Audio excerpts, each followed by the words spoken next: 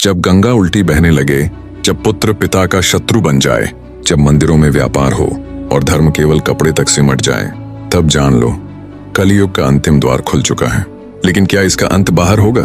क्या हमारे भीतर? कलयुग कोई कहानी नहीं, ये आज की सच्चाई है।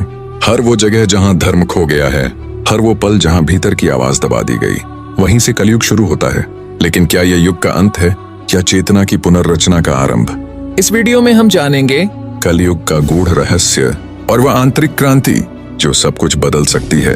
कलयुग वह समय है जब सत्य कमजोर हो जाता है, लोग सही को गलत और गलत को सही कहने लगते हैं। धर्म अब मनुष्य के व्यवहार में नहीं, केवल बातों में बचा है।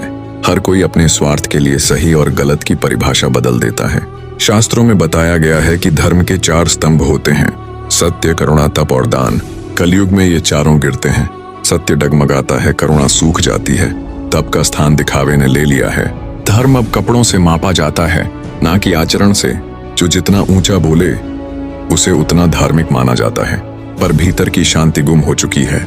यही कलयुग का सबसे बड़ा संकेत है। जब रिश्ते स्वार्थ से जुड़ते हैं और मनुष्य उपयोग की वस्तु बन जाता है, तब समझ लो चेतना गिर रही है। कलयुग बाहर नहीं है, वह हमारे भीतर की गिरावट है। कलयुग वह युग है जहां लोभ, मोह और अहंकार हर मन में स्थायी रूप से बस जाते हैं। लोगों को अब सच सुनना नहीं, सुनाया हुआ झूठ पसंद आने लगा है। जब बच्चे माता पिता को बोझ समझें, जब गुरु का स्थान सोशल मीडिया ले ले, जब धन ही धर्म बन जाए, तब युग नहीं चेतना गिर चुकी होती है। कलयुग यही है, पर सवाल यह है, क्या कलयुग का अंत कोई तारीख होगी या यह भीतर का एक विस्फोट है जो तब होता है जब कोई एक व्यक्ति अन्याय के विरुद्ध खड़ा होता है? शास्त्र कहते हैं सतयुग में धर्म 4 पैरों पर खड़ा था। हर युग में एक पैर गिरता है। कलयुग में धर्म एक ही पाय पर है और वह भी अब कांपने लगा है। भगवान श्री कृष्ण के प्रस्थान के साथ कलयुग ने धरती पर कदम रखा। उन्होंने गीता में चेताया, जब धर्म का नाश होगा तब मैं स्वयं अवतार लूंगा। लेकिन अब प्रश्न यह है, क्या कल के अवतार एक व्यक्ति होगा या वह चेतना है जो भीतर जागती है? जब सहन शक्ति की सीमा टूटती है, कल की अवतार का वर्णन पुराणों में अंतिम अवतार के रूप में आता है। वह घोड़े पर सवार होगा तलवार लिए, परंतु कई संत कहते हैं वह चेतना रूप में प्रकट होगा। वह तब आएगा जब मानवता खुद को बचाने के लिए भीतर से जागेगी।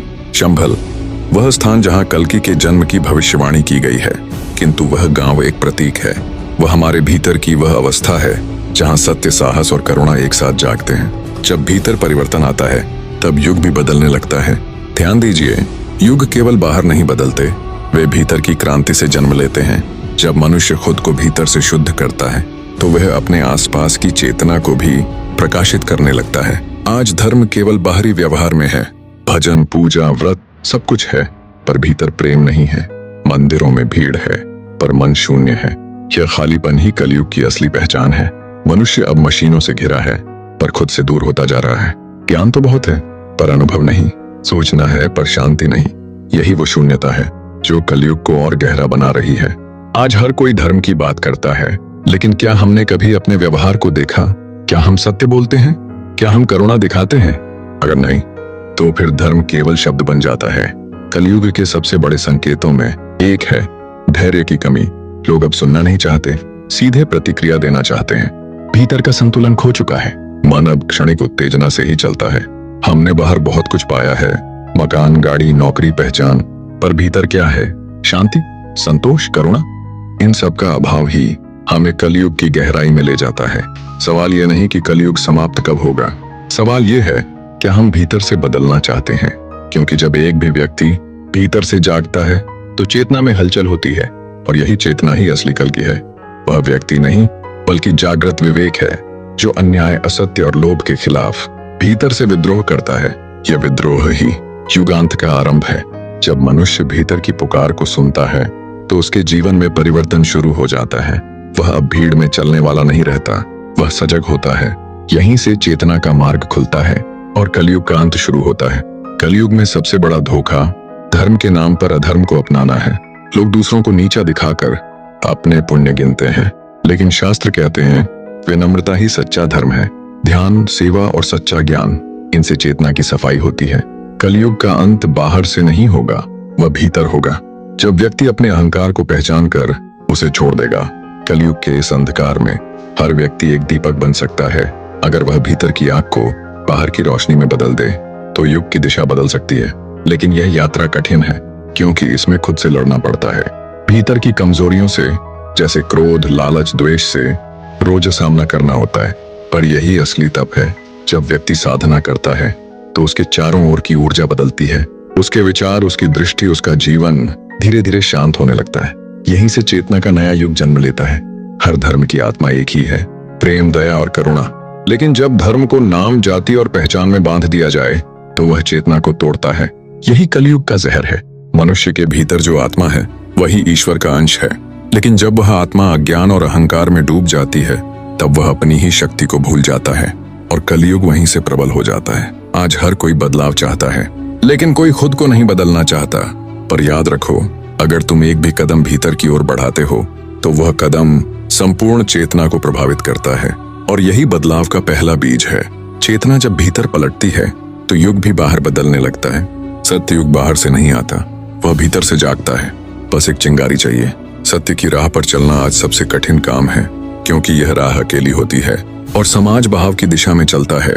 लेकिन जो इस राह पर टिकता है वही चेतना की मशाल लेकर कलयुग के अंधकार में रोशनी फैलाता है।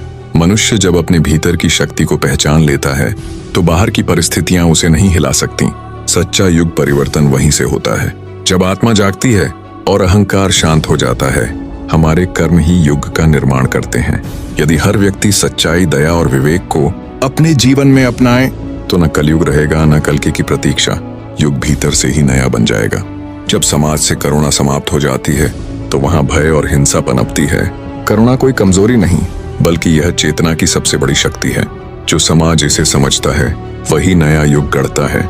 कलयुग केवल बाहर के अन्याय का नाम नहीं, यह भीतर की असावधानी भी है। जब हम अपने विचारों को नहीं जांचते, अपने मन को नहीं समझते, तो अज्ञान का अंधकार गहराता जाता है। मन की गति बड़ी तेज होती है। यदि यह लोभ, क्रोध और द्वेष की ओर दौड़ता है तो युग अंधकारमय होता है। पर जब यही मन शांति, ध्यान और प्रेम की ओर मुड़ता है तो वही कलयुग सत्य युग में बदलने लगता है। आज तकनीक बढ़ी है, पर मनुष्य और अधिक अशांत हो गया है, क्योंकि विकास केवल बाहर हुआ है, भीतर नहीं। अब समय है भीतर की यात्रा का, जिससे बाहर की दुनिया भी बदल सके। हम हर दिन तय करते हैं कि हम कलयुग को मजबूत करेंगे या चेतना को जागृत। यह चुनाव हमारे हर विचार, हर शब्द और हर कर्म में छिपा होता है। यही सबसे बड़ा तप है। सच को देखना सरल नहीं होता, क्योंकि वह हमें स्वयं से टकराता है। पर जो इस टकराव से नहीं डरता वही भीतर से जन्म लेता है, और वही युग बदलने की शक्ति रखता है। युग अंत कोई तिथि नहीं है, यह तो भीतर की एक घटना है। जब चेतना स्वयं को पहचान लेती है तो अज्ञान का पर्दा गिर जाता है और वहीं से नवयुग की सुबह शुरू होती है। सत्य युग कोई स्वर्ग नहीं है, यह एक स्थिति है जहां हर मनुष्य जागरूक होता है, अपने भीतर के ईश्वर से जुड़ा होता है। जब ऐसा समाज बनेगा तभी हम कह सकेंगे सत्य युग आ गया। अगर एक दीपक पूरे अंधेरे को खत्म नहीं कर सकता तो क्या वह बेकार है? नहीं, वह रास्ता दिखाता है, और यही तुम्हारी भूमिका है। इस कलयुग में अगर तुम बदलते हो तो तुम्हारे आसपास की दुनिया भी बदलती है।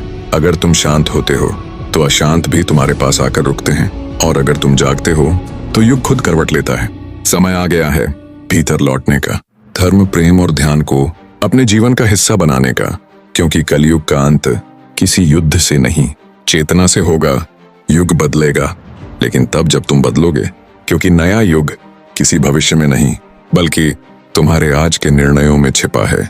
अगर तुम्हें भी लगता है कि कलयुग सिर्फ बाहर नहीं, भीतर भी है, तो इस वीडियो को शेयर करो।